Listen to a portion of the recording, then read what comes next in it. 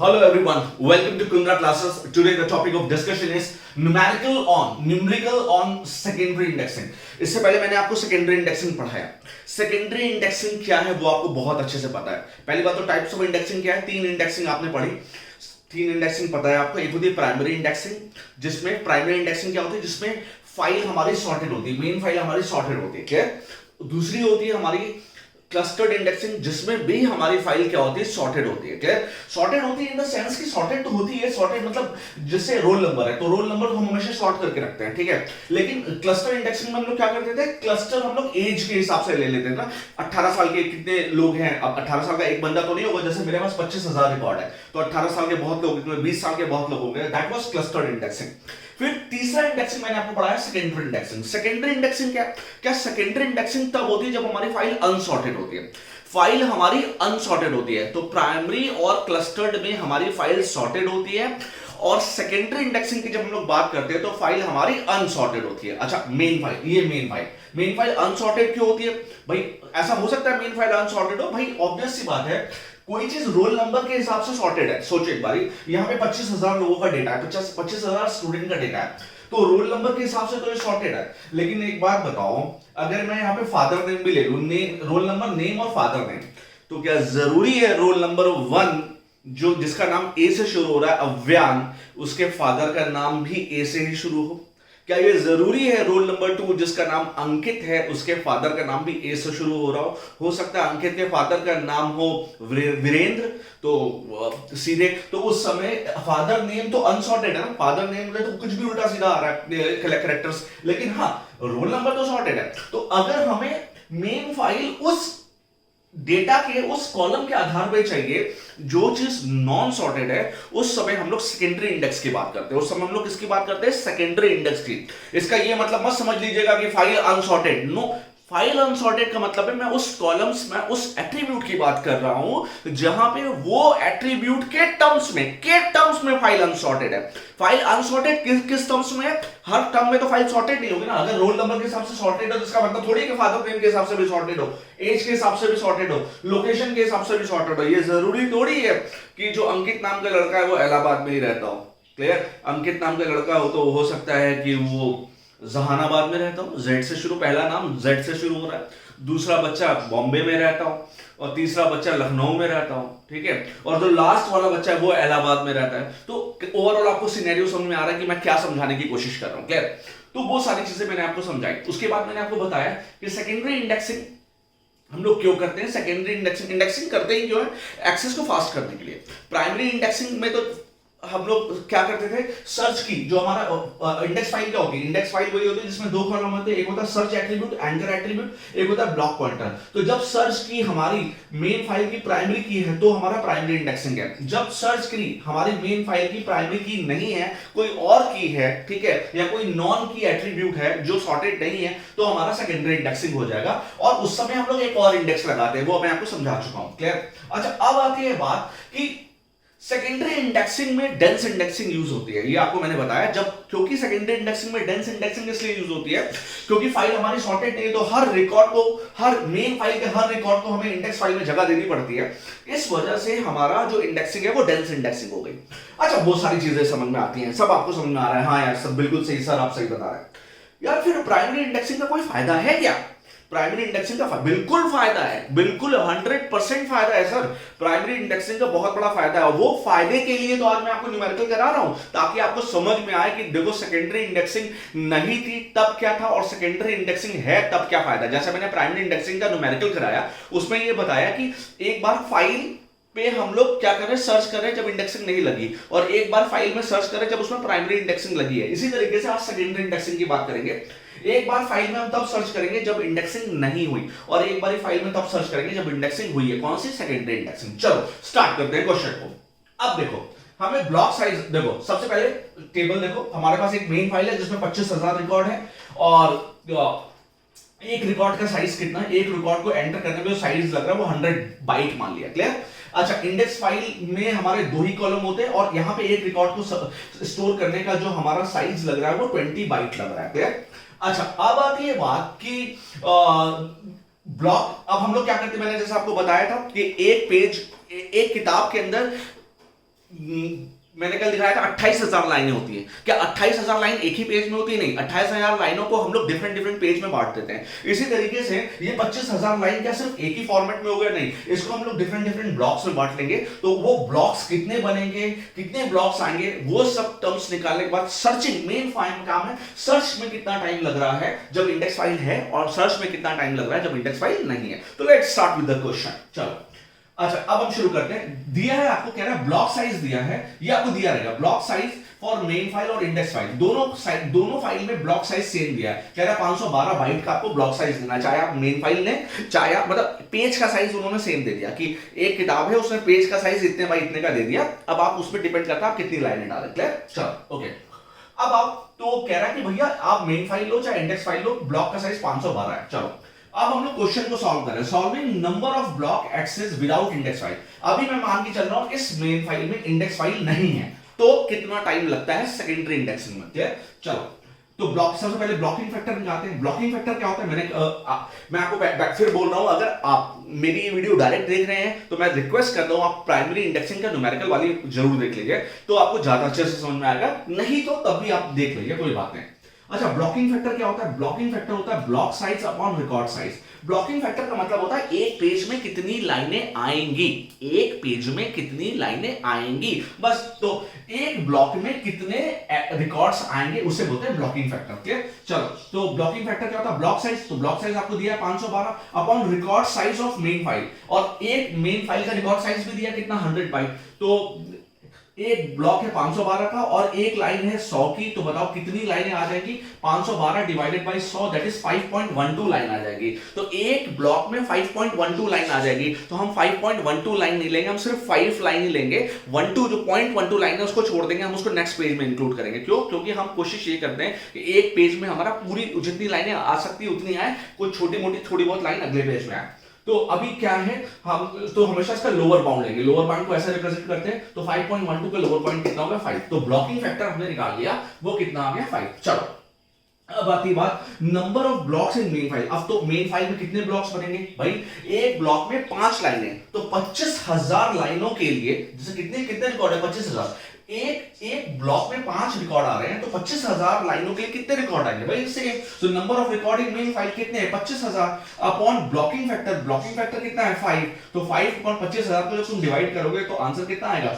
5,000। तो हमने 5,000 ले लिया, और हमेशा उसका हम क्या लेंगे? Upper bound. अपर बाउंड क्यों लेंगे? कि हम लोग ब्लॉक साइज, हम लोग पेज साइज क्या लेते हैं? हम लोग पेज साइज हमेशा कंप्लीट ही लेते हैं। ठीक है? कभी आपने किसी बुक में आधा पेज देखा है?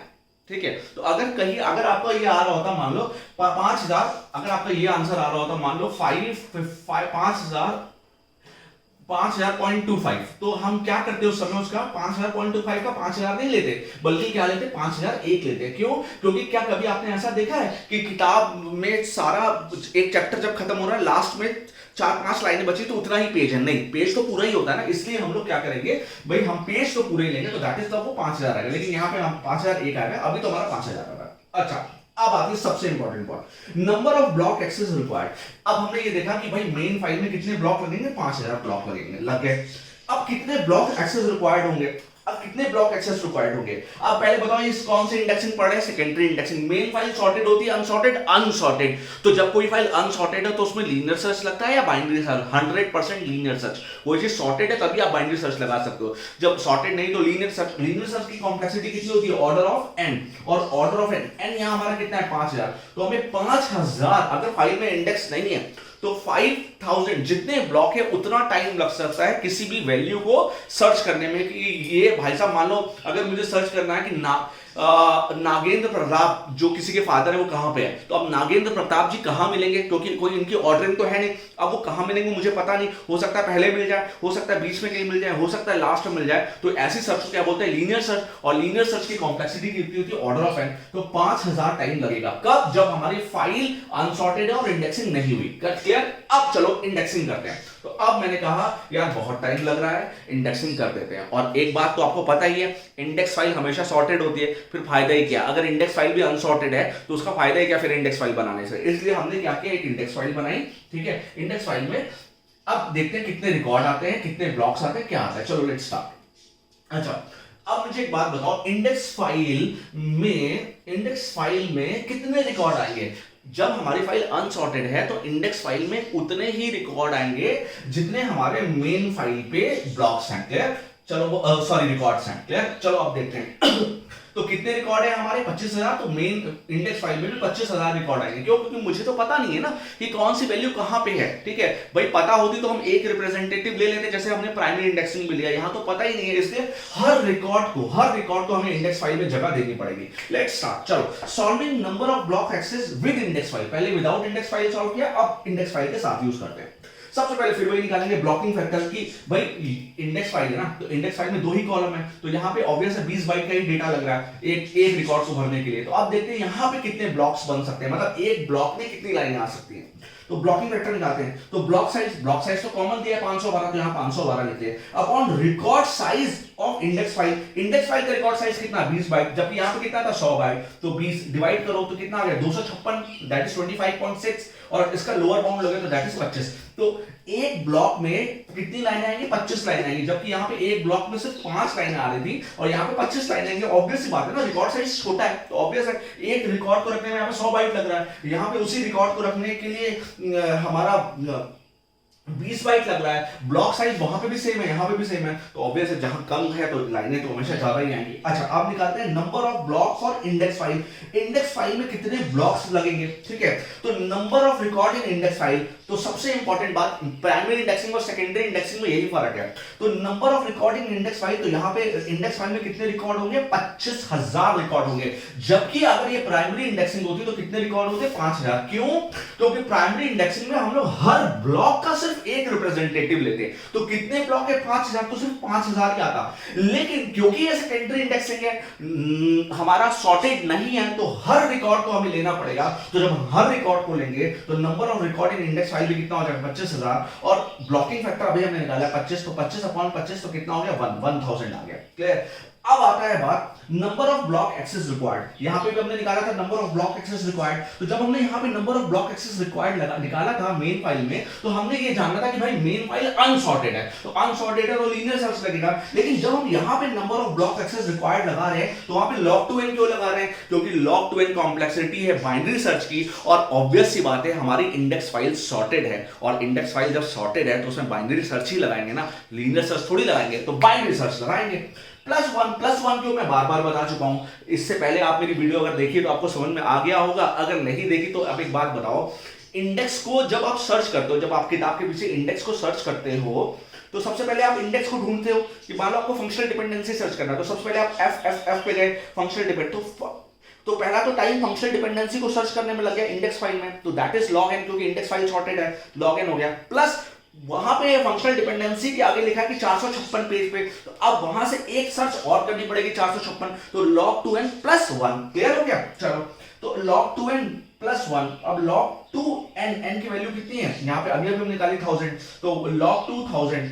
अब अच्छा एक बात बताओ, 1000 को क्या 1000 क्या हो सकता है? जल्दी जल्दी बताओ। जब 2 की पावर 9 क्या होता है? 256, सॉरी 512, ठीक है, और 2 की पावर 10 क्या होता है? 1024। तो अब आप बताओ, जो हमारा 1000 है वो कहां आ रहा है? इसके बीच में तो आ रहा है कहीं, और 9 से 10 के बीच में आ रहा है, तो दैट इज 9 से 10 के बीच में आ रहा है, दैट इज 9 पॉइंट समथिंग आ रहा है। तो 9 पॉइंट समथिंग का जब अपर बाउंड लोगे तो क्या हो जाएगा? 10, और 10 में 1 जोड़ोगे तो क्या हो जाएगा? 11। तो अब आपने देखा कितना ड्रास्टिक चेंज आया। जब इंडेक्स फाइल नहीं थी तो हमें 5000 टाइम लग रहा था, और जब इंडेक्स फाइल है तो हम 11 बार नहीं बता दे रहे हैं कि वो डेटा है या नहीं है, या डेटा कहां पे है। तो देखा आपने कितना फायदेमंद है, कितना जबरदस्त आपका ग्रोथ हुआ, कितना जबरदस्त बेनिफिट है आपको इंडेक्सिंग, सेकेंडरी इंडेक्सिंग यूज करने का। देखो सेकेंडरी इंडेक्सिंग और प्राइमरी, अब क्वेश्चन ही आता है कि बताओ कौन सा ज्यादा बेहतर, सेकेंडरी इंडेक्सिंग बेहतर या प्राइमरी इंडेक्सिंग बेहतर? अब आप मुझे कल का एग्जांपल लेके बताओ। कल जब मैंने आपको समझाया था, तो कल मैंने आपको दिखाया था कि जब मैंने प्राइमरी इंडेक्सिंग सॉल्व की थी, तो जब विदाउट इंडेक्स फाइल किया था तो 13 बार में सर्च हो रहा था, और जब विद इंडेक्स फाइल सर्च किया था तो 9 बार में सर्च कर रहा था। आज मैंने आपको सेकेंडरी इंडेक्सिंग पढ़ाया, जब विदाउट इंडेक्सिंग फाइल है तो 5000 में सर्च कर रहा है, और जब इंडेक्स फाइल लगा दी तब आपका 11 बार में सर्च हो रहा है जो अभी आपने निकाला। तो आप बताओ कौन सा ज्यादा बेहतर? 100% सेकेंडरी इंडेक्स ही ज्यादा बेहतर। तुम ये देखो ना, वो ये कहां से कहां ला रहा है और ये कहां से कहां ले आ रहा है। तो ऑब्वियस सी बात है, अगर आज के बाद आपसे कोई पूछता है इंटरव्यू में कि सेकेंडरी इंडेक्सिंग ज्यादा बेहतर है या प्राइमरी इंडेक्सिंग बेहतर है, तो हमेशा याद रखना कि अगर हमारी फाइल अनसॉर्टेड है तो हम सेकेंडरी इंडेक्सिंग ही लगाएंगे, और अगर अनसॉर्टेड है तो वहां पे लीनियर सर्च लगेगा, और लीनियर सर्च की कॉम्प्लेक्सिटी बाइनरी सर्च की कॉम्प्लेक्सिटी के मुकाबले बहुत ज्यादा होती है। तो अगर हम बात करें सेकेंडरी इंडेक्सिंग की तो वो बहुत ज्यादा बेहतर है, क्योंकि उसमें बहुत ज्यादा ग्रोथ नजर आ रहा है, बहुत ज्यादा बेनिफिट नजर आ रहा है। तो ये आपको मैंने दिखा दिया। तो this was overall calculations based on secondary indexing, जो मैंने आपको बहुत शानदार तरीके से समझाई कि आप कभी गलत नहीं करें। मैं बहुत बहुत रिक्वेस्ट करता हूं कि आप इस वीडियो को देखें। देख तो आपने, अगर आप यहां तक आए तो ऑब्वियस आपने देख लिया मैं भी क्या बात कर रहा हूं। तो रिक्वेस्ट कर रहा हूं कि अगर आपने देखी और आपको अच्छी लगी तो आप प्लीज अपने फ्रेंड्स को भेजिए, ताकि मेरी मेहनत सफल हो। और चैनल को सब्सक्राइब करिए, लाइक करिए और शेयर करिए। Thank you so much, thank you.